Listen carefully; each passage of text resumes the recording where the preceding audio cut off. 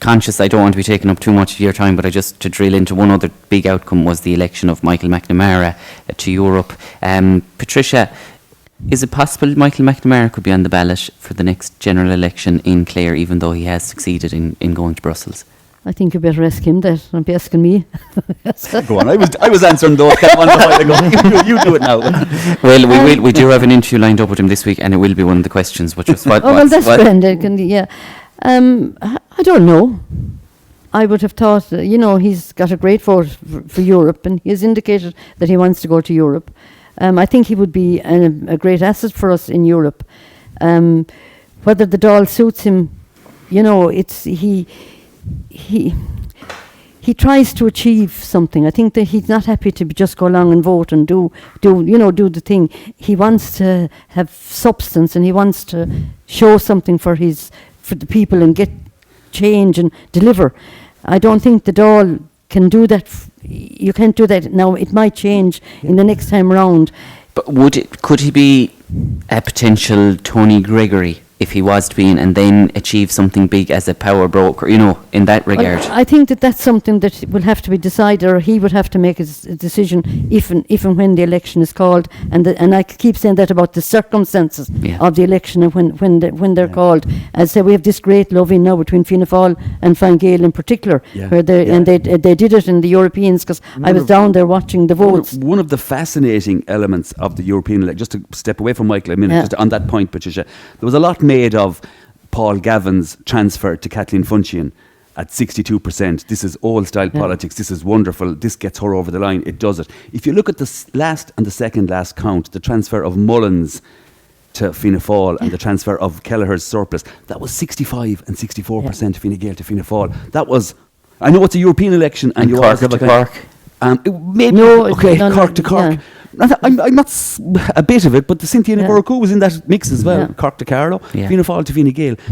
It's a European election. It needs a health warning as well. But I thought that was a significant issue, this transfer. And I think that will be, in the context of a general election, that will be teased out with the powers that be. And I think on the European election, having elected, I think it's 4 TDs to the European Parliament, I think you kind of have to have a general election now before Christmas. I can't see I can't see how you can't chance having 4 by-elections and then having a general election 2 months later. As well as that, I don't think the people would thank you for having 2 elections within 3 or 4 months. Which is a ridiculous thing anyway. And getting back to the question, the expenses of them. There was a very high percentage of Clare people that didn't want to lose Michael Mcnamara.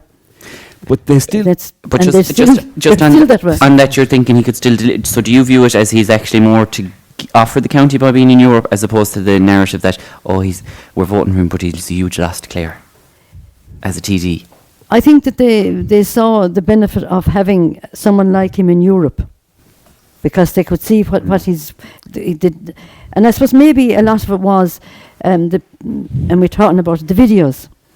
Because people, let's put it, we're political anoraks, we're nerds and that's it, and we watch. So occasionally I would dip in and out of the Dáil and, follow something, go and check something. So I would have been aware of some of his questioning and the way he dealt with it, more so probably than a lot of the public. And I think this stood to him in Europe, when the videos were put together, showing how he was dealing with questions, the questions he was asking, the reaction he was getting from the government. It kind of made people aware of what kind of a person he was. Now, he was doing that all the time. In every issue that was coming up, he was doing it.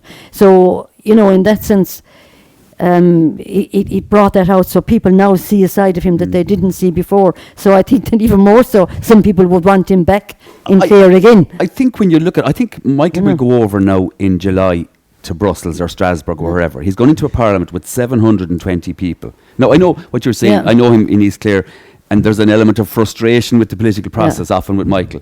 If he thought the Dáil was frustrating, Jesus. I don't think so. Wait until you see. It's a very. It's the biggest. It's the second biggest parliament in the world after India. 720. Bear that in mind. 720, as opposed to coming out of a parliament of 166. Very, very, very, very difficult to get your voice across over there, Patricia. Very difficult. But you've got an EPP group who have done well. That'll be Ursula von der Leyen, the Fine Gael. That group have done well, increased their seats. The kind of Fianna Fáil ALDE group gone down a little bit. Where does Michael find his feet in the European Parliament? It's a great election, and it's a great representative for our county, never mind our constituency of Ireland South. But it's not going to be easy for him either. No, and I don't think easy and Michael McNamara are 2 words that go together well. But the thing about it is, and I'd say probably what has frustrated him a lot, is that in the Dáil you have amendments to legislation, you can propose them, sensible amendments, and the government just say, no bother. Don't bother. We don't need to. And that's it. Would it be the same way? No. In Europe, as I understand it, the system in Europe is completely different in that they go through the committee stages. They go to looking and examining and scrutinising, and you're capable. It is possible to influence decisions. Okay, I'll give you one example. So if you take one piece of European legislation that probably created the most debate in Ireland, especially rural Ireland, over the last 6 months, would be the nature restoration law. And that went through the Parliament, was adopted by the Parliament, was debated, was teased out at committee stage. The whole thing was adopted, was put in place. What happens when the bit of pressure comes on? The Commission decide we're going to throw that out. That's the type of stuff I'm saying. It's no different. Brussels won't be a whole lot different. No, it won't. Won't be a whole lot different. Well, as I say, I think that it's the fact that here, I think it's the whip system. I've heard him. He's complaining about the whip system. The whip, forcing people in to vote on issues for the government that aren't. But if you're an independent, no whip system applies. No, what I'm saying is, but the fact that you talk to people and they agree with what you're saying, and then the government tells them, but we're sorry, but you have to vote for us. This is participative democracy. But it's not easy. No. This is kind of more like a dictatorship thing. I understand that in certain things that you have to have, when it comes to budgets and when it comes to certain things, there is the very clearly government line you have to do it. But there are other issues that come up that people could have a free vote. We've seen 1 or 2 of them. We saw them when they were getting cornered on, was it divorce? Even recently they gave it on the two. Who gave a free vote on the 2 referendum back in February? They gave which party? One of the parties gave a free vote. Was it Fianna Fáil gave a free vote on the 2 referenda in? No, sorry, am I getting mixed? It was definitely one of the parties gave a free vote on the referenda in February. Well, just before we'll just divert back. We've gone on a small dive. Just on Michael Mack's election, what does it mean in terms of Clare, Patrick? Who's poised to benefit if a general election, on the assumption that Michael isn't standing? Well, what you brought up today now, something new again. When Michael come back to Clare, I can't see him doing that. If you go to the trouble of going all over the constituency, which is huge, looking for votes, and then you walk away from it, I can't see that happening. But then again, maybe Patricia McCarthy might be going as a standby. No, but there's a list, and I'm not on it. Let's get that clear. I'm not on it. You never know. Yeah, Maureen McGrath. Daughter, a councillor. A few more people. I don't know. I don't know. I can guarantee. They can all drop out. You see, I can guarantee I'm not going to Europe. I'm going for my holidays to spend enough. But it's hard to know. You see, every election changes and things change. The last election is a good example of like people getting elected that weren't even heard of. Yeah. And could I ask you? It probably will help, I suppose, the likes of Timmy Dooley, but Timmy will have to get the vote out of West Clare, really, that he's always been looking for. He'd have to get that to get elected because Cahan is so close to him. And we spoke about people getting scares and not getting in, and maybe you did say there may not be a seat in West Clare. Could we see Cillian Murphy go as an independent?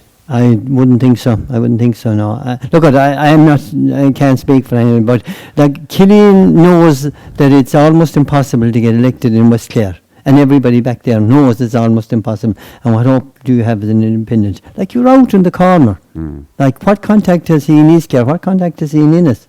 Like, it's a bit different when you have families, like Patricia was saying. If you have families all over the place, like, they can help you out.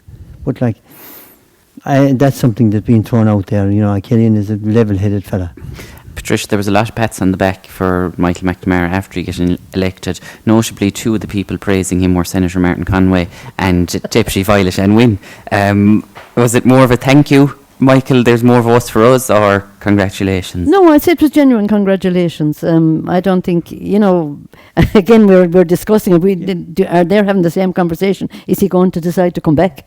and stand, you know, and what implications is that going to have for us? Because he got a fantastic vote out of Clare. Got a great vote from Clare. A That was a fantastic great vote, cushion to go down to Cork with that vote. Over 50%. I Absolutely, mean, you know, that, and this was from He needed people. that. Yeah, and this was from people saying that they didn't really want to lose him from Clare. Yeah. You know, like, so, and yet they recognised that there was a recognition of him in that vote. So, you know, but what's going to happen, I don't know, because each election, and a general election is no different than anything else. Each election brings forward the candidates. A decision is made depending on what's happening at the time of the election. Will spur somebody to stand. So you already have you have 2 sitting TDs. You have 3 sitting TDs, I beg your pardon. Joe Carey's a sitting TD. So you have 3 sitting TDs and a senator, 2 senators in the constituency. 3 senators. Oh, you Senate 3 senators. Oh God, I'm going to get into You're in trouble. We won't say which one you left out. We won't say which one. You're okay. You didn't know. Yeah. The biggest, I would think, one of the beneficiaries. I would. Michael started out his career in 2009, standing for European election as an independent. Then used that as a calling card for 2011. Lost out in 2016. Re-elected in 2020. Now we're at 2024. Elected to the European Parliament. I suspect that's where he's most comfortable. Notwithstanding what I said about 720 parliamentarians there, which I think he will find frustrating in the same way he has found maybe domestic politics frustrating. Anyway, that's for a different day's debate. Different type of frustration. Different type of frustration, perhaps. Yeah. More sophisticated frustration over in Brussels. But who does well out of it? Pat mentioned Timmy Dooley there, on paper, yes. The one candidate who's put up his head over the parapet for the European elections as well is Eddie Punch. Yeah. And Eddie Punch, in engaging with debates and interviews, came across really, really well, I have to say, as a kind of a rural farmer and the whole thing. Now, maybe that's a very focused area, but he was very, very good on that. And you would expect that, being General Secretary of the ICSA. And I just noticed the Michael Fitzmaurice's group, the party that the independent, if this is oxymoronic or not, I don't know, the party that he's an independent party of, whatever, they seemed in their interviews to be very impressed with the way he dealt with issues. He was one of their kind of, we've got a good fella here. I wouldn't be a bit surprised to see him on a general election ticket for County Clare in 6 months' time. And notably had on his literature vote number 2, Michael McNamara, and some of his literature, which was quite interesting. But Paul, just to stick with you, in terms of general election, we might say who's on solid ground and who's poised to benefit, but the terrain is quite shaky for Fine Gael and Clare with regards to their prospects. We don't know, you see. Unfortunately, everyone knows Joe Carey's health isn't in the best shape at the moment, so we don't know yet what the Fine Gael ticket will actually be. That remains to be seen. And now you're within. I just think myself, you can't have an election other than before the end of this year. Any sane government has to go. You can't afford to have 4 by-elections and think you're going to go then, as Pat says, 2 months later. You can't do that. So Fine Gael, in trying to create a proper ticket for a general election in the Clare constituency, it's not going to be easy. Now, having said that, then the performance in the I would have been very nervous about the about the slate of candidates. There was no freshness. We spent a lot of time there talking about David Griffin, Rachel Hartigan, here in Ennis, West Clare. There was a freshness with Fianna Fáil, and that's reflected now in the fact that Fianna Fáil now have 14 seats in the council. That's the first time in over 20 years that you're on the threshold of, and this is politics, of having a majority. Now, there's been a methodology of politics in Clare for 20 years, and it's been very successful and been adhered to by everybody. That would continue. I know, I'm not trying to say, but I wouldn't, look, Fianna Fáil have done... the intention of the deputy on the airwaves. He said completely opposite. He would want a majority. I'm talking to councillors, and that's their feeling. That would be sensible. And that's the way it would have been done. There's no question about it. Politics and they could very well have got that other seat, but look, that's the way it would have been. But my point is, Fianna Fáil, there's a refreshment work for 14 years now. And why isn't that there in Fine Gael? I know that's not an easy one to answer. It's a cyclical thing. It's not there. It isn't. No, it was there. You go back to 2007 or whenever, when you managed to get 2 seats again out of the 4 on a 30% of the vote. It's just politics. Sometimes you run out of steam and you have to go away and you have to rebuild yourself. Now, Fianna Fáil had to do it under extreme circumstances after 2009. You know, But Pat, you were inside in 2009 at a council. You saw the way people were falling That's right, away. yeah. That election, that was brutal. And again, it was the councillors paying the price of a lot of what happened up in the Oireachtas. So Fianna Fáil look fresh. Fine Gael, it's going to be a tricky general election for Fine Gael. Is it reliant on our episode recorded last week at the election count? Mark Dunphy, communications consultant, said to Geraldine Gregan, who had been Fine Gael's director of elections that year, in big trouble unless you kind of fashion a celebrity candidate or something to that fashion, a big name. They've been known to do that. We can do it. No, look. The one positive I would take out of it, despite all that kind of slate that mightn't look as good as what you would like it to be, they still managed to increase their representation on Clare County Council. But is there They anyone managed to hold their is own? there anyone jumping out to you that you'd say, yeah, their general election quality within Fine Gael, either at a local level or Oireachtas for Clare? Look, Martin Conway is in place as a senator. He will want to go onto a ticket again. He has been on a ticket. The Joe Cooney, the perennial Joe Cooney debate will kick off now again. I'm sure it will. I've no doubt but that it will. But Joe, The Bill Sartry. Bill's Connie Mulcahy. well, it's a bit like Willie O'G and Micheál Martin as leader of Fianna Fáil. I'm looking around the room and I'm not liking what I'm seeing about an alternative. It's hard, to be honest about it. It's difficult to see a freshness at the moment in Fine. It's difficult to see a freshness. That's not to say somebody somewhere is organising or setting this up, but you can't see a freshness at the moment. But it seems to be in Clare only, pretty much. Well, you see, what has happened, Watching. come back to Fine Gael have morphed into this almost metropolitan party, and a lot of this happened under Leo Varadkar. They're more of an urban-y party, quite popular. I think the rural part of Fine Gael is actually dying away an awful lot. I think Harris is much more in tune with it. He understands it a bit more, that this has died away. The rural part of Fine Gael is kind of being left to wither on a vine, whereas the urban part of it has gotten stronger and stronger. But that same thing hasn't happened in constituencies up and down the country, in the local government. Well, look, I suppose there's a bit of circumstance But in is Clare that as well. right either, Patricia? Look at all the Fine Gael candidates that are dropping out. TDs that are dropping out. Yeah, but that's the TD. Is that part of it as well? The TDs are dropping out, but I'm just saying that the failure to attract young, Fresh people, it seems to be a phenomenon here in Clare rather than other places. You had the fresh young candidates in other places. And even you did have Mike Taylor ran in 2019, was young, Kilkee went on. That's right, very young. So, is there something in Clare that's... But what support did they get? Didn't get from the elected. That's what I'm saying. Like, they didn't. Yeah, maybe the nurture same or thing is they- happening a bit in Fianna Fáil at the moment now, but... And we're led to believe, obviously we did reference earlier on that Councillor Mary Howard said there was no time to get an alternative candidate, but we're led to believe Cillian Griffey was approached and declined the opportunity, which is quite interesting as well to note. Patricia, one of the things that cropped up during the election coverage, and there was great work done from all media platforms, if we may pat them all on the back, but there was a query that came out. Yourself and Madeline Taylor Quinn were on the airwaves together at one stage, and someone put the question, would you consider starting a podcast? Never entered my head. How about TikTok? No, I wouldn't. Well, I'm not aware of any demand for it and any reason for it. Okay. I'm glad people enjoyed what we were saying and a bit of banter, because I do think for us elections are very interesting. But if you're at home and you're looking for results and they take time to come, and you're there and you're saying, oh God, but something has to. You have to keep people interested and give them background, and that's what they're interested in, is that kind of background information. The coverage was excellent. Yeah. Now everybody so it was absolutely brilliant. Like Well, outside the country, my son was on holiday. He followed it straight through. That's right. That's the point I was going to make. I was outside of the country. I could follow it in real time as it was happening there. It was But I say it's the counts go on, and I saw somebody there suggested, was it Gavin O'Reilly or somebody suggested that yes, have the paper, have the counts, but once the votes are tallied and accounted for, get a machine to count the votes. Count it then. But that would work for Europe more so than with the big numbers of votes, that going on. But the tally, to come back to the tally is gone really, because it was very, very poorly done this time.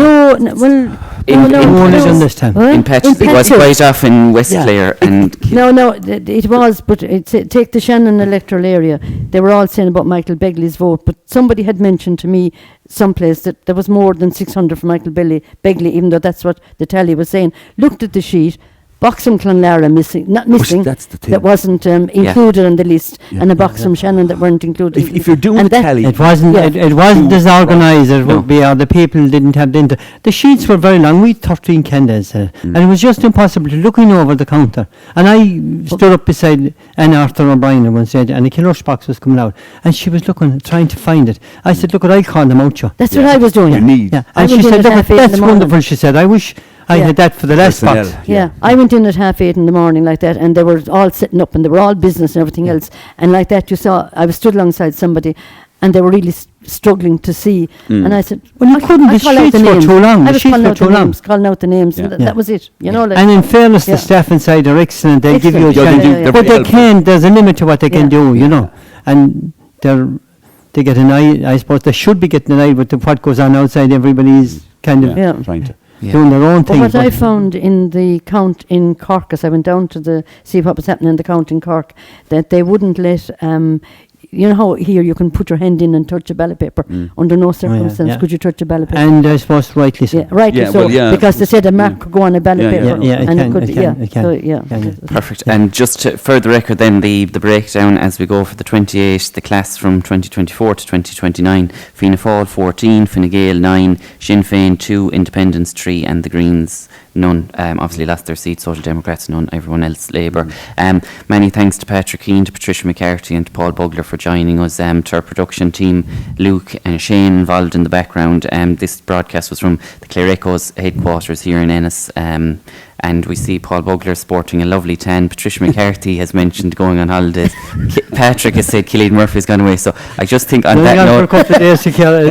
on that note, it's time for us to take a small respite from the electoral chair, but it has been predicted that there'll be an election around October, November. We'll be back a couple of weeks before that to be ready and be keeping an eye on things. So thanks to everyone. This is series 1 of the electoral chair. Thanks to everyone who's joined us as pundits throughout the last 15, 16 weeks, and to anyone who's watched, listened, give their feedback, positive, negative. We've really appreciated it, and to all the different venues that have catered to us and the pundits who've been excellent with their time and with their analysis. So thanks very much, and we will see you as soon as Simon Harris says.